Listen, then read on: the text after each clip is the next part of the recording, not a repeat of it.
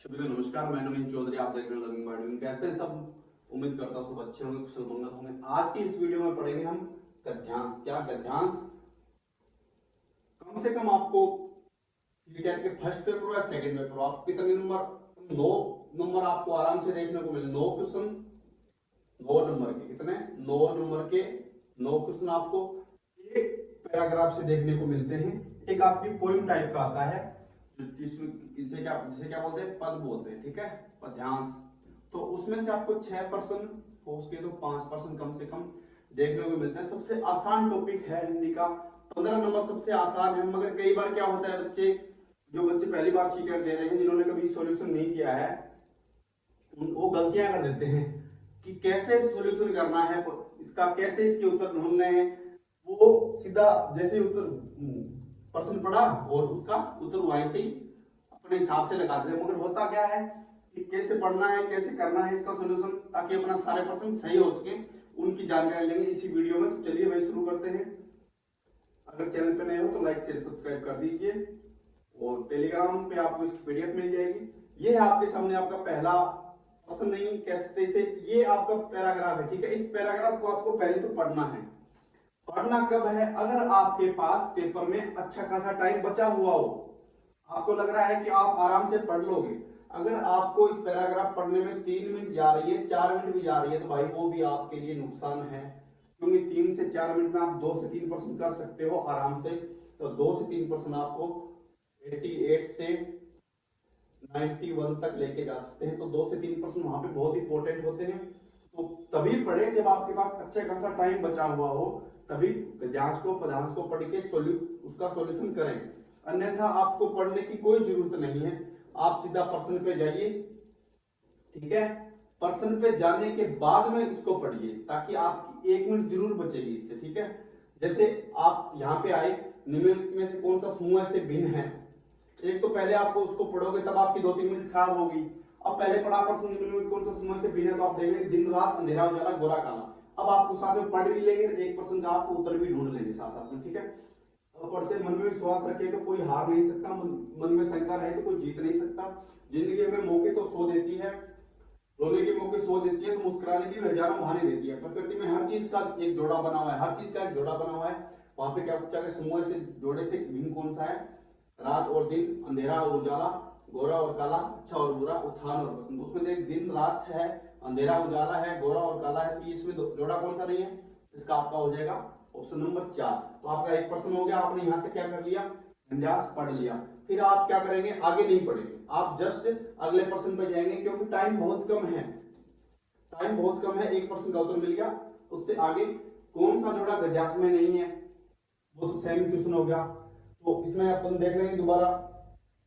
वो तरह तरह का रात और दिन है, सुख और दुख है, अच्छा और बुरा है।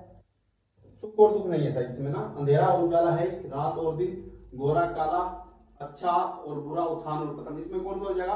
आपका दूसरा हो जाएगा। तो आपके 2 प्रश्न हो गए, वहां तक ही आपने पढ़ा। इतना नहीं पढ़ा तो आपको कितने, कम से कम 1 मिनट आपका अवश्य बचा होगा। ठीक है, फिर आप चलेंगे तीसरे क्वेश्चन पे। तीसरे क्वेश्चन पे चलेंगे तो बढ़िया। जिंदगी हमें रोने के 100 मौके देती है, तो मुस्कुराने के भी हजारों बहाने देती है। इससे तात्पर्य क्या है? जिंदगी में रोना ही होता ही, जिंदगी में रोना तो होता ही है। जिंदगी में सुख दुख दोनों ही होते हैं, जिंदगी में सुख ही सुख होते हैं, जिंदगी में दुख के बाद ही सुख आते हैं।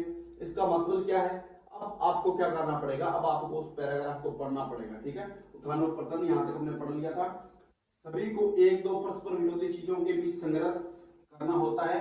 परस्पर विरोधी चीजों के बीच से संघर्ष करना होता है, कि सुख और दुख तो संघर्ष करना होता है। जब आप कठिन परिस्थितियों में अपने मेहनत करके, जज्बा रख के, अपना हुनर दिखा के आप जीत जाते हो, तो सुख के दुख के बाद क्या आता है? सुख आता है।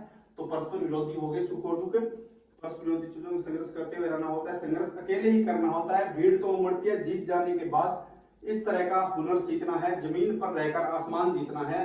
दूसरों को समझना बुद्धिमानी है, खुद को समझना असली ज्ञान है। दूसरों को काबू करना बल है, और खुद को काबू करना वास्तविक शक्ति है।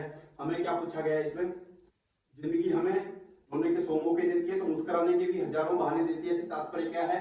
जिंदगी में रोना ही होता है? नहीं, जिंदगी में सुख दुख दोनों ही होते हैं। तो इसमें हो जाएगा अपना ऑप्शन नंबर 4। जिंदगी में सुख के बाद ही दुख, दुख के बाद ही सुख आते हैं। कठिन परिस्थितियों जीत के, लड़के, फिर हमें अपनी मंजिल मिलती है, तब अब जाके कहीं पे खुशी मिलती है। ठीक है, अब पतन शब्द का विलोम, अब आप विलोम शब्द और पर्यायवाची शब्द कितने रट लोगे? अनंत है, दुनिया में अनंत है।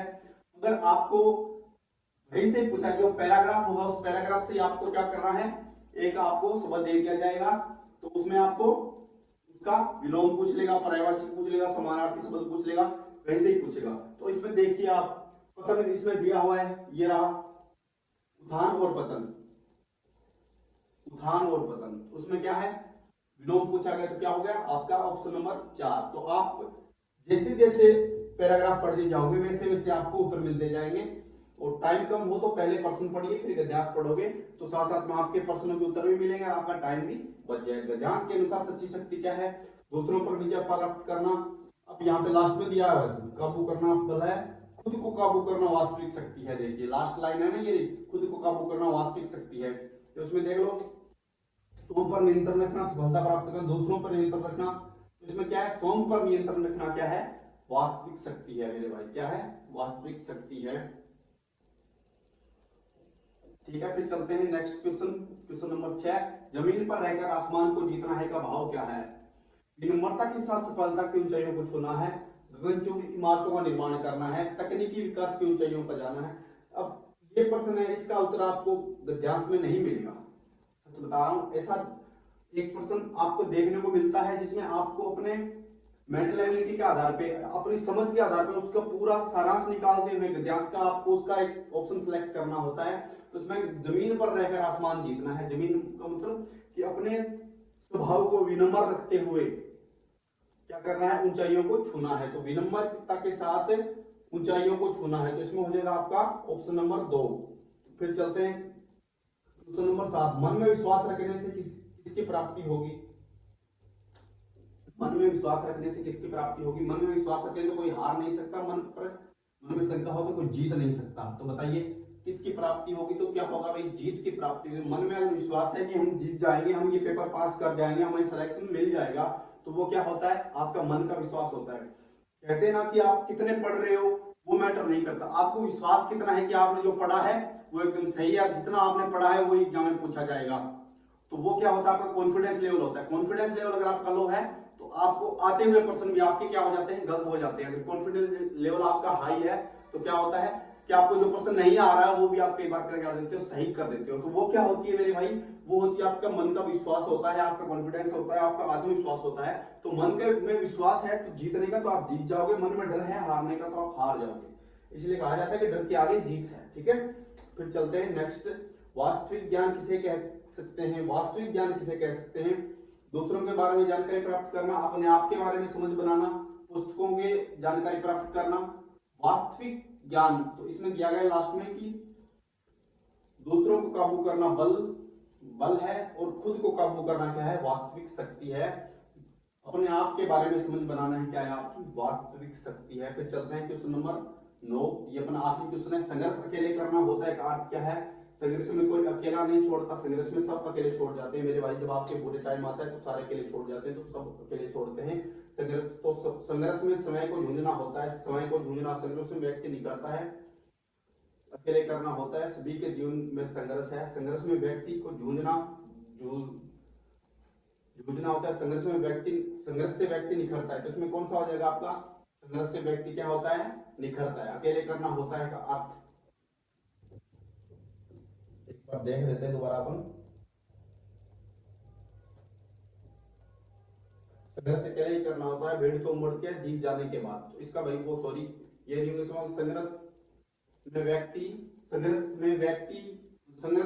संघर्ष में समय ही जूझना होता है कि अगर आपको पेपर पास करना है तो आपको खुद को पढ़ना पड़ेगा, आपको मेहनत करनी पड़ेगी, आपको जूझना पड़ेगा, तभी आपका पेपर पास हो पाएगा। ये था छोटा सा एक 9 नंबर का टॉपिक है मेरे भाई। गद्यांश को आप इतना इजी मत लेंगे, गद्यांश को कर देंगे। प्रीवियस ईयर में जितने भी आए हुए हैं जल्दी जल्दी जाके उनको भी करें। और ये था टॉपिक, कल की क्लास में करेंगे अपन पद्यांश, जो पोएट्री टाइप का आता है 6 नंबर उसमें से।